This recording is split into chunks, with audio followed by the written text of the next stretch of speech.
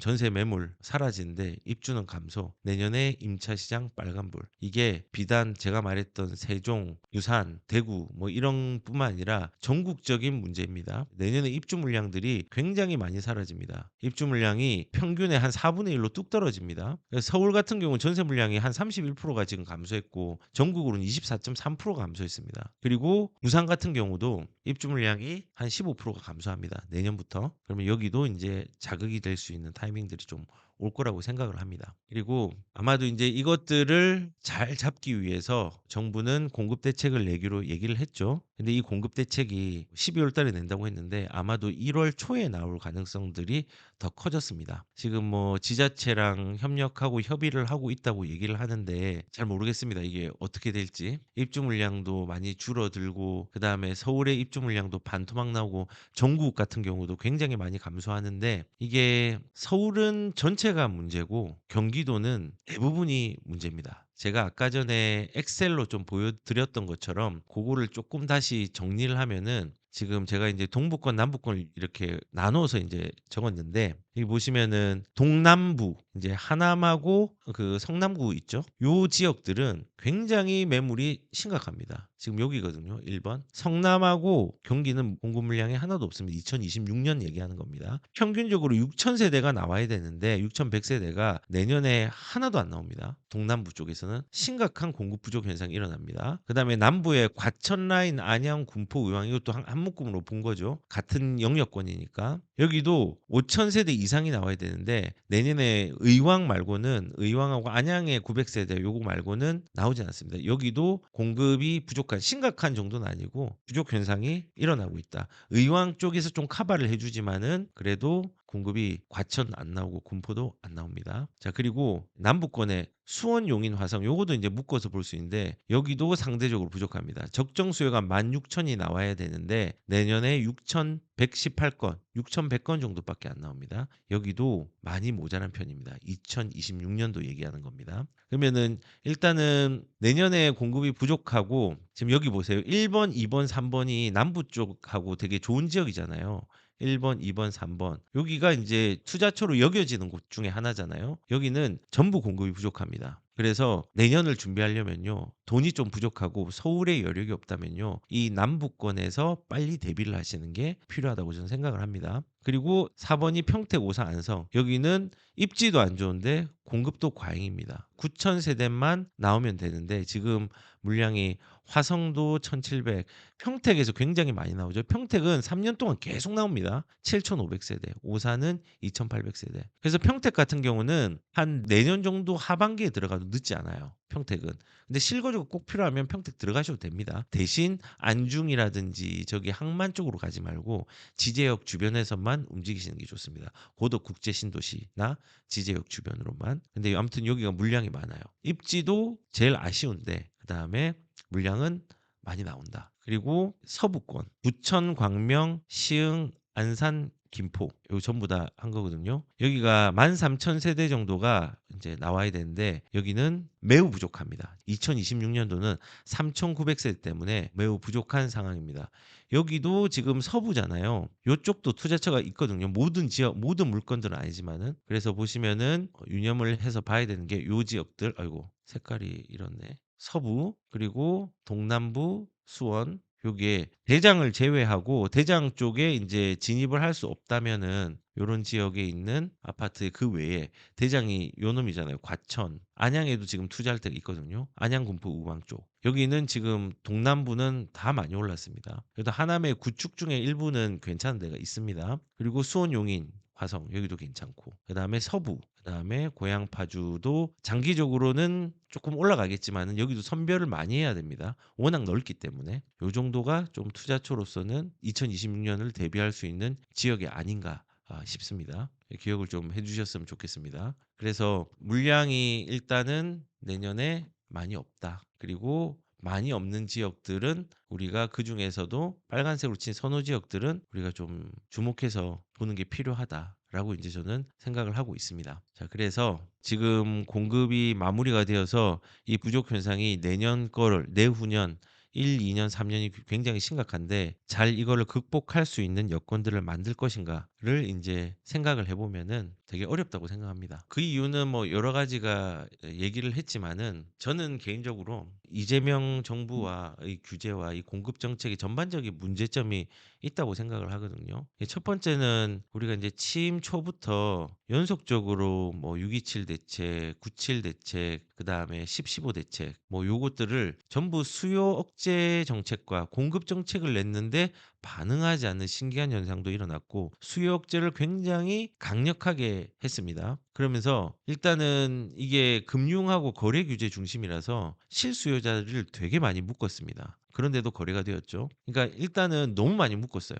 거래를 못하게 막은 게 진짜 문제입니다. 그런데 이 규제의 효과가 있으면 되는데 제로에 가깝습니다. 근데 오늘 보니까는 그래도 지금 안정화가 되고 있다라고 얘기하는데 그 안정화가 된 게 아니라 막아서 상대적으로 조금 느려진 곳이 생긴 거죠. 그런데 규제의 효과가 없는데 이런 실수요자까지 함께 묶는 정책들은 문제가 있다고 생각합니다. 그리고 방금 말했던 공급 정책을 이제 1월 달에 낸다고 했는데 수도권에 아마 135만 호 저번에 공급 정책 얘기를 목표를 가졌잖아요. 근데 금리, 공사비, PF 부실 뭐 이런 여러 가지의 현실 여건상 이 공급 목표가 지금 현재 당장에 달성할 수 있는 어떤 여건들과 상황들이 아닙니다. 그리고 공공 주도로 하는 LH 중심의 시행 그리고 공공 임대 정책은요. 효율성과 현실성이 조금 떨어진 정책입니다. 예산도 너무 많이 들고. 그래서 공급 정책을 뭐 그린벨트를 낸다니 공공청사에 대한 부분들을 그림을 그린다든지 LH에서 주도해 가지고 임대주택을 많이 내고 뭐 원가를 좀 싸게 해 가지고 뭐 여러 가지 돈과 어떤 예산들이 많이 들어가는 정책들로 공급들을 펼치고 임대주택들을 많이 낸다고 하잖아요. 아마도 현실적으로 많이 어려울 겁니다. 지금 당장 예산에 대한 문제도 조금 힘들어서 그리고 인제 공사비라든지 PF 부실 문제도 어려운데 이것들을 제대로 시공할 수 있는 여건들이 얼마나 많이 형성되어 있을까요? 지금 공급 정책이 나온다고 해도 우리가 97 공급 정책이 나왔던 것처럼 그런 현상들이 또 일어날 겁니다. 아무런 효과들이 없을 가능성들이 매우 큽니다. 그리고 또 인제 이번 정부의 공급 정책과 규제의 문제점은요. 일단 수도권 중심의 공급이나 규제 때문에 자금이 똘똘한 채로 몰렸잖아요. 그러면서 지방과 비규제 지역으로 지역의 불균형들이 굉장히 많이 유지되고 이렇게 되는 현상들이 일어났죠. 결국은 지방은 상대적으로 안 좋은 물건이 되니까 좋은 물건을 가져가려면은 지방에 있는 물건을 팔거나 그걸 버려야 되겠죠. 지방 수요가 줄어드는 효과 그리고 접근을 안 하겠죠. 지방 수요가 굉장히 많이 줄어드는 효과가 있는 겁니다. 그리고 제가 좀 제일 불만인 것 중에 하나가 "재건축을 완화해 주겠다. 그다음 공급을 확대하겠다." 이렇게 말은 하지만 동시에 강력한 규제로 재건축 사업 추진의 사업성과 거래를 어렵게 만들어서 시장에 혼선을 줬잖아요. 공급을 한다는데 공급을 막는 정책을 이율배반적으로 하고 있고 이 정책들이 일관성과 말과 행동이 일관성이 부족합니다. 그래서 사람들이 공급 정책을 한다, 뭐 앞으로 더 잘 살게 한다라고 하지만은 물론 지지하는 사람도 있겠지만은 대부분 자산들에 손을 대본 사람들은 '아 이거는 믿지 못하겠다.'의 방향을 갈 가능성들이 되게 크다고 생각합니다. 그리고 마지막으로 전반적으로 잘 사는 사람 그다음에 좋은 기업의 성장들 이런 사람들을 정책적으로 굉장히 많이 맡고 있습니다. 잘 사는 사람들이 잘 살 수 있도록 혹은 잘 살기를 원하는 사람들이 자산에 투자할 수 있도록 해야 되는데 못하게 하고 있죠. 좋은 기업들이 성장을 하는 것도 못하고 있죠. 좋은 기업도 못하게 하고 있고 전반적으로 자산을 키우는 것도 못하게 하고 있고 개인의 자산가들을 제약을 하잖아요. 세금을 무지막지하게 먹이잖아요. 근데 자산을 키우려는 사람에게도 제약을 하잖아요. 대출 못하게 하고 임대주택 들어가라고 세뇌시키고 마찬가지로 기업한테도 마찬가지예요. 정부가 세금하고 처벌 그다음에 약자 편향적인 정책 때문에 성장의 제약을 굉장히 많이 받는다고 생각하거든요. 이게 되게 이것도 부동산하고 저는 관련이 있다고 생각을 합니다. 지금 보시면은 며칠 전의 신문인데 중대재해법 1호 사고 삼표그룹 회장 징역 4년 구형.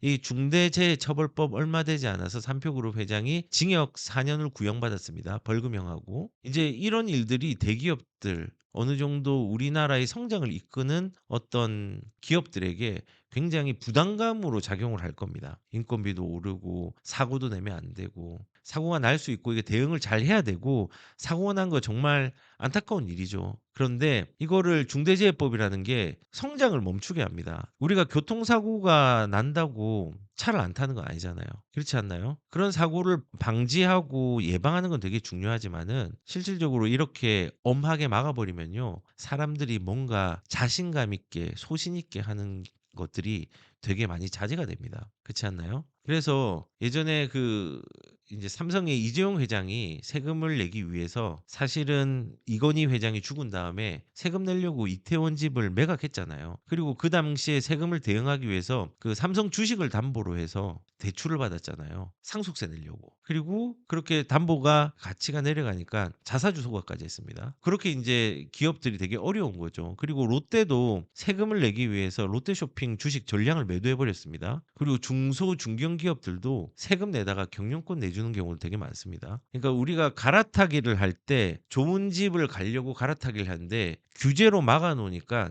좋은 집을 못 갑니다. 그리고 기업 같은 경우는 더 성장을 해야 되는데 그 오너가 죽였다고 상속이 안 돼서 기업의 경영권이 위태로운 경우도 굉장히 많이 있습니다. 상속세가 우리나라가 OECD 국가에서 1 위거든요. 그래서 저는 뭐 여러 가지 인제 문제 중에서 전반적인 문제가 성장을 시키는 동력들을 독려를 해 주는 것보다 성장을 막는 경우들이 굉장히 많기 때문에 사회적인 한계가 좀 있을 거라고 생각이 되어집니다. 투자도 마찬가지고. 근데 그 사회적 환경이라든지 투자에 어려움이 있다고 그 제약을 우리가 위기지만은 그거를 단순하게 '아 그냥 불만이야.'라고만 받아들이지 말고 이것들을 실천적 계획으로 향후에 내가 할 수 있는 방향을 무엇인지 계획하고 세워야 된다고 생각을 합니다. 이 투자를 할 때 초두에도 말씀드린 것처럼 위기라든지 공포에 잘 대응을 해야 되잖아요. 투자의 본질은요. 사실은 뭔가를 이겨내는 무게추가 있어야 되고 기준의 무게추가 있어야 됩니다. 마음에 그런 게 있어야 됩니다.